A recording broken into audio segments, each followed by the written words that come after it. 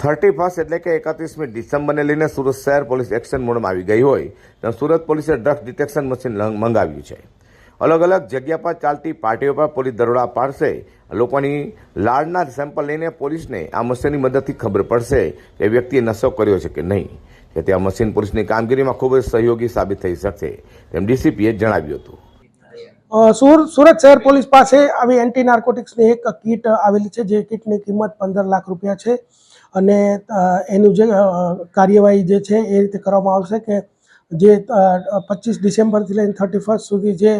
farm હાઉસોમાં વિવિધ જગ્યાઓએ ખાનગી જગ્યાઓ પાર્ટીઓ ચાલતી હોય છે અને ત્યાં એમડી અને વિવિધ ડ્રગ્સનું સેવન થતું હોય છે, રેવ પાર્ટીઓ ચાલતી હોય છે, તો અત્યારથી જ અમારા હ્યુમન રિસોર્સિસ એ બાબતે કામમાં લાગી ગયા છે અને 25 થી 31 દરમિયાન તો ખૂબ ક્લોઝ વોચ રાખવામાં આવશે અને અમારી ખાનગી ટીમો ફરતી રહેશે અને ડ્રોનનો પણ ઉપયોગ કરવામાં આવશે અને જો આવી કોઈ રેવ પાર્ટીઓ થતી હશે તો એના ઉપર કાર્યવાહી કરવામાં આવશે અને આ કીટ સાથે લઈ જવામાં આવશે અને ત્યાં જ એમનું